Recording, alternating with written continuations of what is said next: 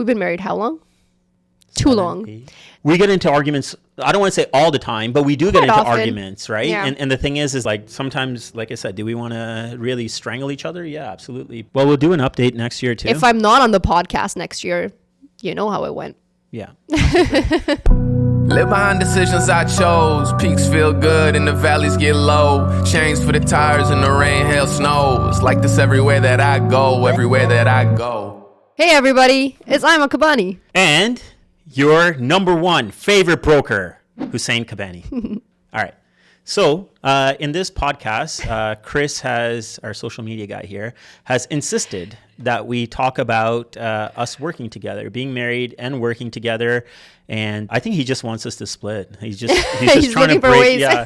He's just trying to make us realize how bad it really is. And if we say it out loud, we'll do something about it. We've been married how long? Too long. 71 years. We got married in 2020 and we've been working together exactly a year. I started working for you / with you last year in November and now we're in December. So it's been exactly a year. So I don't know. I've always been this type of person that I like family business and stuff like that. I think it just works out really well because at the end of the day, like I think I have a pretty decent business and I'm very protective about the information that I have and the stuff and the way that I want to do it. I am very, very particular. Like, I don't know. I think I am. I'm very particular. That's a polite way of putting it. He's a horrible teacher. Yeah, sure. That I can say right off the bat. Like, if you guys know me, I've tried to start a team. I've tried to start this. I've tried to start this. But one of my biggest stumbling blocks is that I'm very bad at training. I'm not good at training, and I'm not a very like structured person to tell you do this step A, step B, step C, whatever it is. But it's like it's from my experience because I've been thrown into a lot of situations where it was like my background in corporate, where I basically ended up running a pretty big part of a sales operations organization, but no formal training. Like I just kind of figured it out. Okay, this is how it works. And even with my real estate business, like when I started in real estate, I didn't even know there was such a thing as real estate coaching. I started with a Home Life Miracle.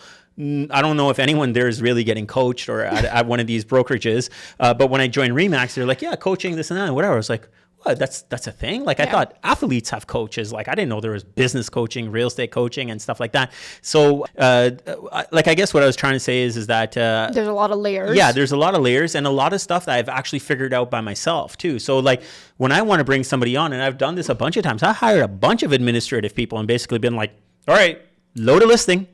And they just basically look at it and be like, what is this guy talking about, load a listing? You know what I mean? Because to me, it's basic. And I'm like, figure it out kind of thing. But obviously, that's not the right approach. No, it's not. So I think working together really, like we're sharing the same office where our desks are like this much apart. And mine is that much higher.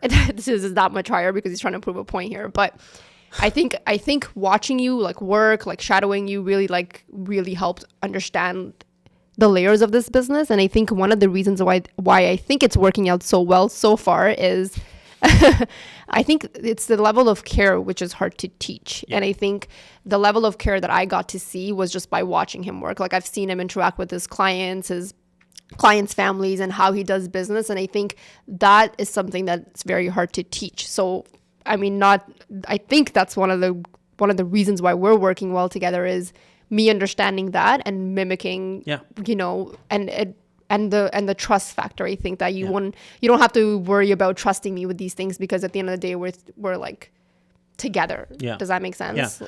Yeah, so like I think it's kind of worked out because like even Aima comes from a background where you had a very kind of structured job and you were following like a very structured thing, and she understands like operating procedures and things like that and is very detail oriented. So it kind of actually complemented the business at the same time.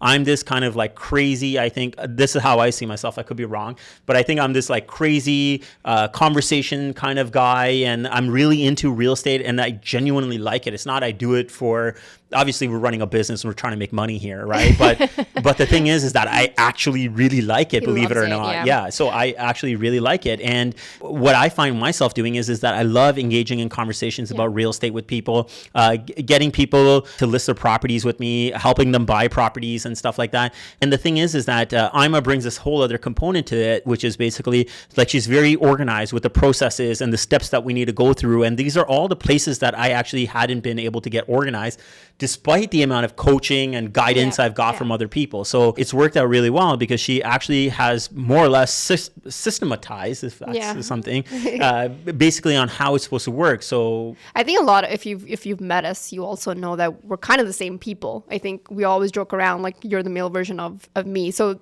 that's why it was a little bit hard. Like, we're the same people. We have the same kind of personality and think we want the same thing.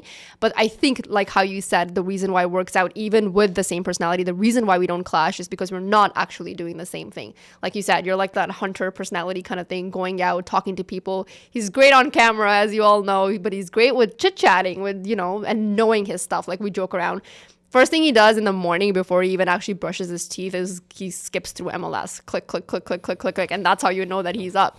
So he's very good at, I think, his ability to like retain information, understanding the process, understanding the business, because you love it so much. That's why you're that guy that's like at the front.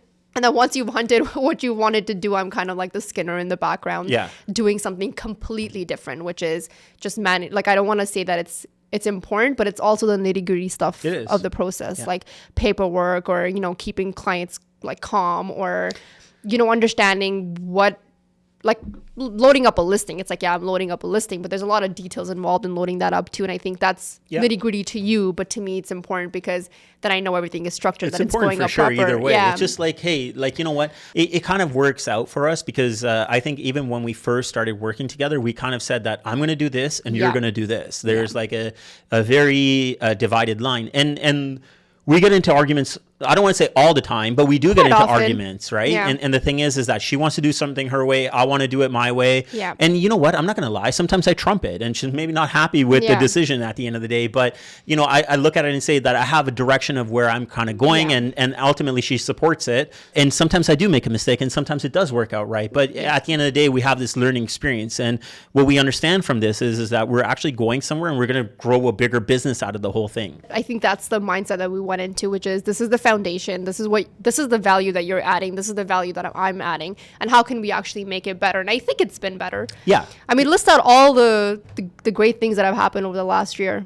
Well, I mean, like she's trying to be sarcastic, but I don't mind actually. So the thing is that a lot of our processes in the background have gotten a lot smoother. What has happened is that it's actually taken my attention off of all the, what you would call the nitty gritty stuff, and booking the photographers, getting the sign up, writing up the MLS description, getting trades in. And listen, we receive, like, when we take pictures of your property, we're going to get back 70, 100 pictures.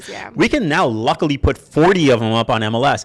And the photographer we have right now is insane. Like, try to go through 70 perfect images and try to find 40 perfect images. Like, it's painful. Like, you want to show everything. Fine, we have a link that goes to everything, but she's got to sort out 40 pictures, and the images, the quality that we're loading, they're not easy to load either. So there's a lot of this back end that she's actually handling, and it's actually worked out really well for us. Like, sometimes, like I said, do we want to really strangle each other? Yeah, absolutely. But overall, I think it's kind of, overall, I think it's kind of worked out, and I think we're seeing like a bigger picture for the future at the same time. So this has been gone on like 1 year full time. 1 year Why full don't you time. share your experience about leaving a secure full-time job? I was very scared because, like I said, leaving something that's already pretty stable in your life and just taking that leap of faith and not knowing how it's going to work out, especially because, like I said, we're the same people and same personalities always clash. So we didn't do it right away. So I was working at Centennial College, and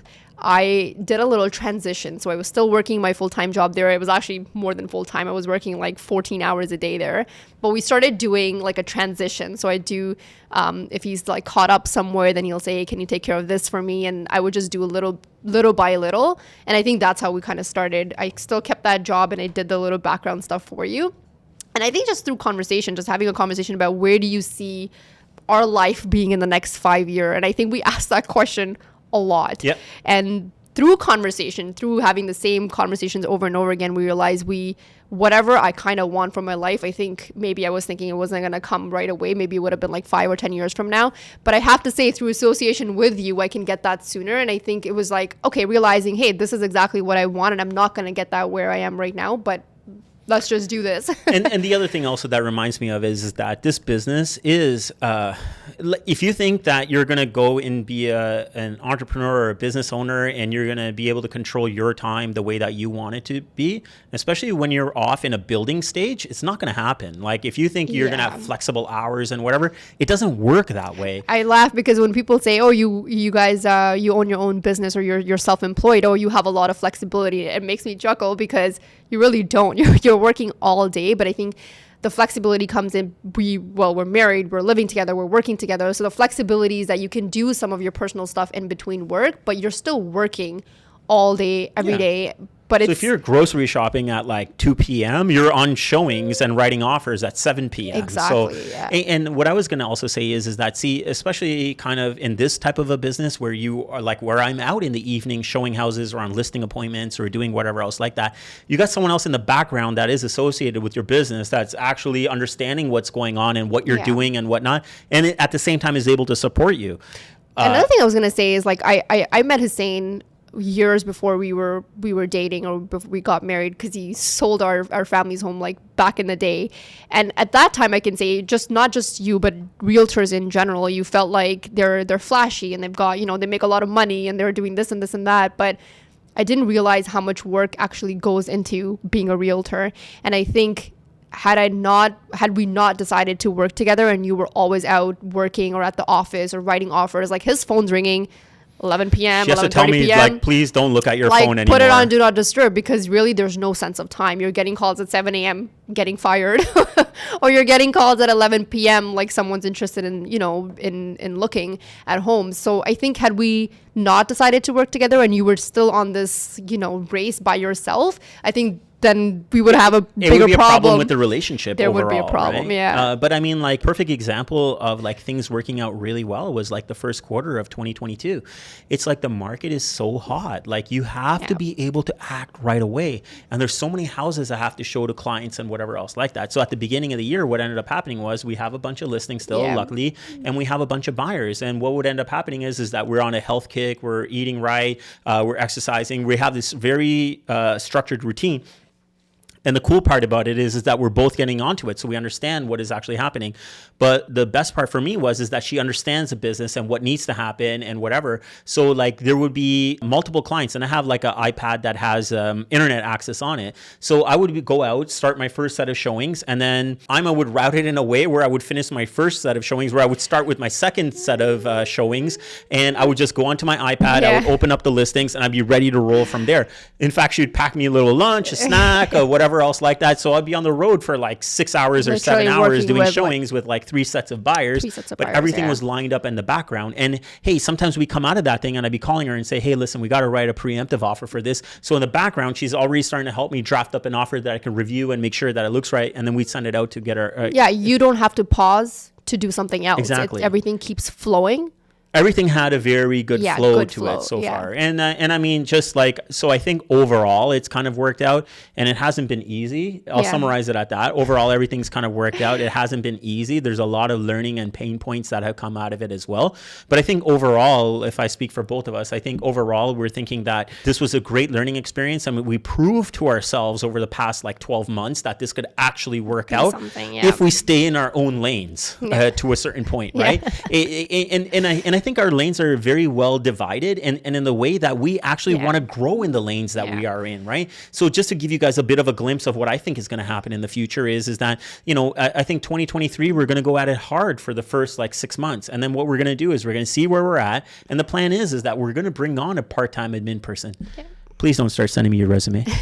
But we're going to don't bring wanna on a work for him. part-time person that Ima can work with, and she can Yeah. start to train and whatever else like that. So we can start giving some of the stuff Ima does to someone else, and she can actually help oversee and operations manage the whole actual thing. And from my perspective, we're going to bring on maybe another agent. Please don't contact me about this right now. But we're going to bring on somebody else, and we're going to get some help, and we're going to start growing our business.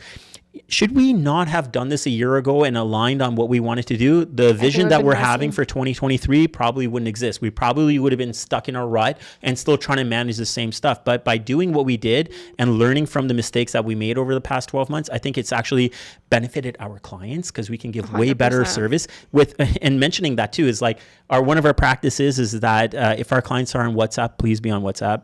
It makes it so much easier for communication. Mr. and Mrs. Seller, Aima and Hussein, we all have a group chat over here. Aima can respond on the stuff that she can do, and then the rest of the stuff I can kind of fill in the gaps. If you need to find out something about utilities or how this is going to work or that can work, instead of waiting for me, you already have her replying back to you. So we've streamlined the communications. There's no We're able to get pausing, you yeah. information faster at the same time. So it's actually sped up our business at the same And I time, think the right? clients love that too. Like if he can't get back to them right away, I'll just say, hey, he's out.